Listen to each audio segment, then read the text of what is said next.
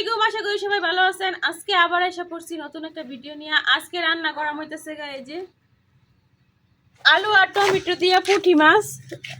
এই জায়গায় কিন্তু আমি ছোট ছোট অনেকগুলা পুঁটি মাছ নিয়ে নিছি আর নিয়ে নিছি আলু আর টমেটো। তো আজকে রাতের জন্য রান্না করলাম আলু টমেটো দিয়ে পুঁটি মাছ। তো পুরো ভিডিও দেখতে আশা করি ভালো লাগবো। এখন আমি আলু টমেটো গুলা কাটে নিলাম।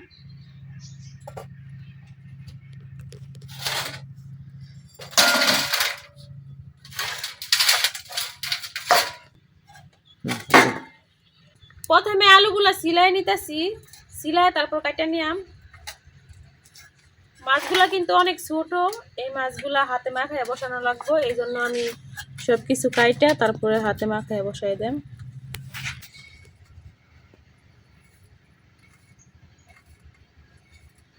মাছগুলা ছোট এই কারণে কিন্তু আমি আলুগুলো একবারে চিকন চিকন করে কাটতেছি।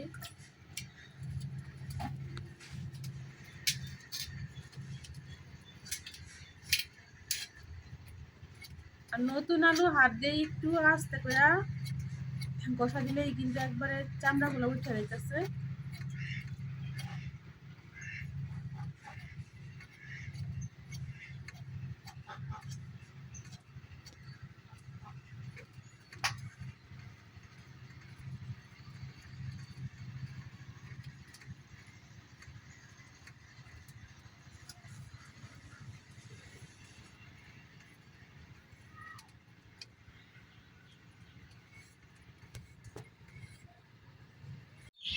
আলুগুলা কাটা হয়ে গেছে, এখন আমি পরিষ্কার করে ধুয়ে নিলাম।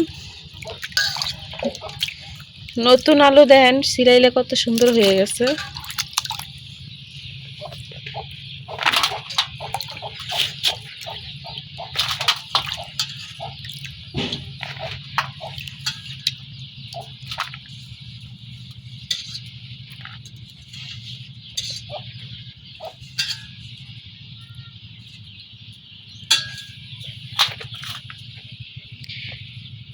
আলুগুলো দেওয়া হয়ে গেছে, এখন আমি টমেটো কাটা দিলাম।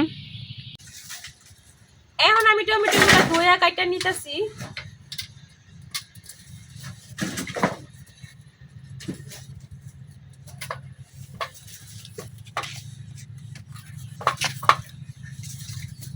টমেটো গুলাও কিন্তু আমি চিকন চিকন করে কাটতেছি, এই যে এরকম সাইজ করে। ভালো দেখে দিছিলাম।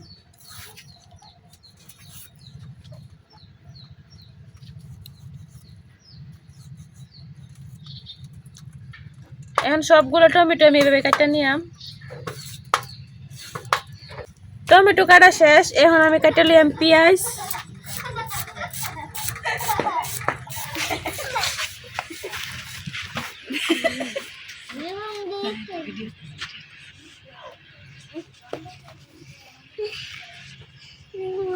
পেঁয়াজ কাটা শেষ, এখন আমি কাঁচামরিচ কেটে নিতেছি।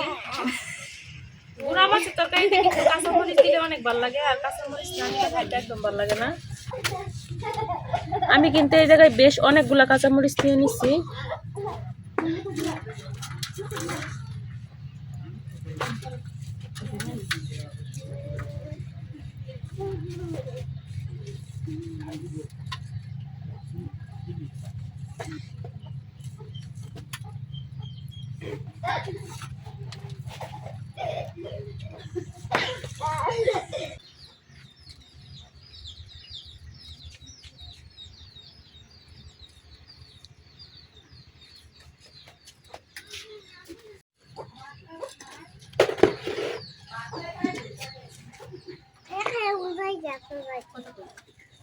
সবকিছু কাটা শেষ, এখন আমি একটা কড়াই নিয়ে নিলাম তরকারি রান্না করার লাগা।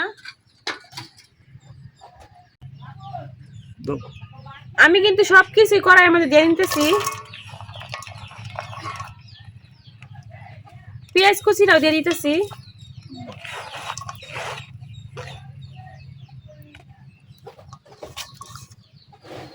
এখন দিয়ে দেন পুঁটি মাছ।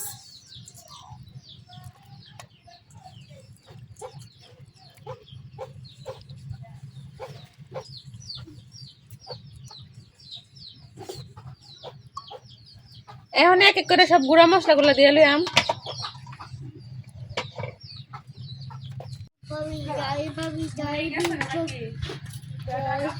হলুদ,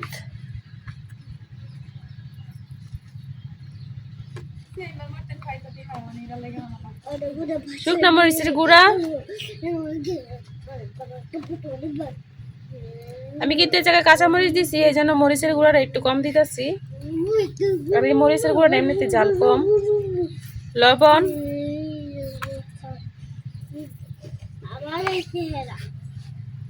এখন দিয়ে দেন তেল।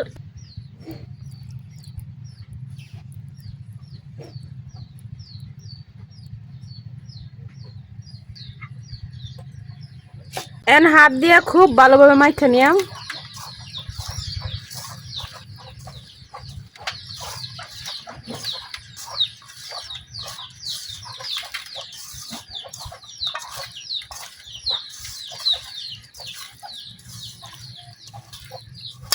হাত দিয়ে মাখানো তরকারির কিন্তু মজাই আলাদা, অন্যরকম একটা স্বাদ পাওয়া যায়, অন্যরকম একটা ঘ্রাণও বার হয়।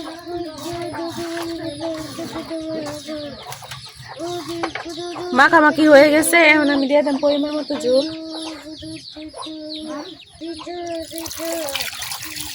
আর আলুর কষে আমার আঙুল কি কালো হয়েছে দেখেন, হাতের আঙুল।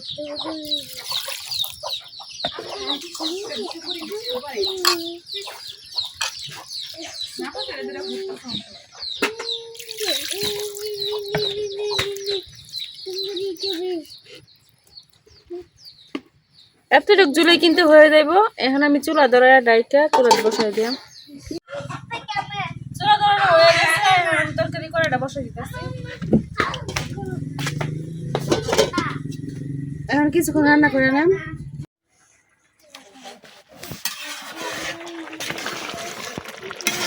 তরকারিতে জোরে বলক এসে পড়ছে, আর কিছুক্ষণ রান্না করে নিলে হয়ে যাবো। আলুগুলো কিন্তু সিদ্ধ হয়ে গেছে।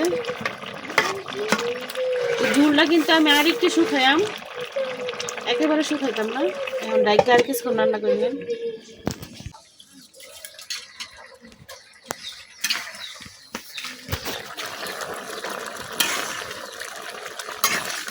তরকারিটা হয়ে গেছে, অনেকটা ঝুলি টেনে নিছে। একটু ঝুলঝুলি রাখাম, কারণ ঝুল ছাড়া খাইতে ভালো লাগে না। এখন উড়াই নেন।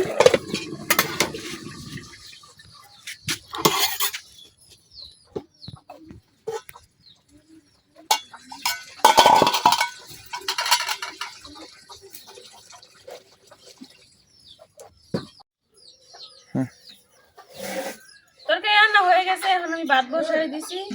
তো আমার পুঁটি মাছের আলু আর টমেটো দিয়ে পুঁটি মাছের তরকারিটা কেমন হয়েছে অবশ্যই জানাইবেন। আর আমার ভিডিও যদি ভালো লাগে আমার চ্যানেলটা সাবস্ক্রাইব করে দিবেন। আজকের ভিডিও এই পর্যন্তই। সবাই ভালো থাকবেন, সুস্থ থাকবেন। আল্লাহ হাফেজ।